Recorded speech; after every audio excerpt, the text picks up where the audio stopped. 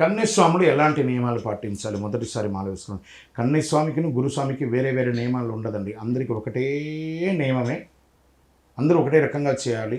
సూర్యోదయాత్పూర్వం నిద్ర లేవాలి. ఫస్ట్ 3:30, 4 నిద్ర లేవడం, చన్నీటి స్నానం చేయడం, చక్కగా బొట్టు పెట్టుకోవడం, నల్లని వస్త్రం ధరించడం. దీంట్లో ఏ రకమైనటువంటి వస్త్రాలు ధరించవచ్చు స్వామివారికి?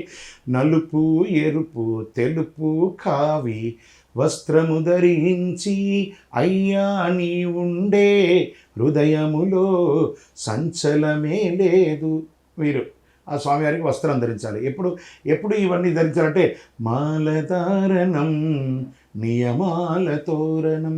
ఆ మాల వచ్చే నియమాల తోరణం. ఆ నియమాలు ఏమేమి ఉన్నాయి అనేది మనం ఇప్పుడు తెలుసుకోబోతున్నాం. చన్నీటి స్నానం చేయడం, బొట్టు పెట్టుకోవడం, ఆ స్వామివారి మనం దీక్ష మాల ఉంటుంది కదా, ఆ దీక్షల ముద్ర ఉంటుంది కదా, ఆ స్వామివారి దీక్ష ముద్ర కూడా బొట్టు పెట్టుకోవడం, నామస్మరణ చేయడం, చక్కగా గురుపీఠం ఉంటుంది కదా, ఆ పీఠంలో శుభ్రం చేసుకోవడం, గురుస్వామి గారి కంటే ముందు కన్యస్వాములు కానీ ఎవరైనా ఉండి త్వరగా పీఠం అంతా కూడా క్లీన్ చేసేసుకోవడం, శుభ్రంగా పాత పువ్వులన్నీ తీసేయడం, దీపం ఒత్తులు గీతలన్నీ చూసి నూనె అంతా వెలిగించి దీపం అంతా పుట్టించిన తర్వాత గురుస్వామి ముందర కూర్చుంటారు. మిగతా వాళ్ళందరూ వెనక కూర్చొని ఆయన చెప్పిన నామావళి చెప్తున్నారు. ఒకవేళ గురుస్వామి గారు అక్కడ లేదు, పుస్తకాలు చాలా ఉన్నాయి, అన్నింటినీ పెట్టుకొని ముందు 108 శరణఘోష చెప్పడం, 3 అష్టోత్తరాలు గణపతి, కుమారస్వామి, అయ్యప్ప అష్టోత్తరం చెప్పడం, నమస్కార శ్లోకాలు చెప్పడం, హారతి ఇవ్వడం, నైవేద్యం ఇవ్వడం, ఈ అటుకులు బెల్లం ఇవ్వడం, లేదా కొబ్బరికాయ ఇవ్వడము, పండు ఇవ్వడము, ఏదో ఒక నైవేద్యాన్ని ఇవ్వడము.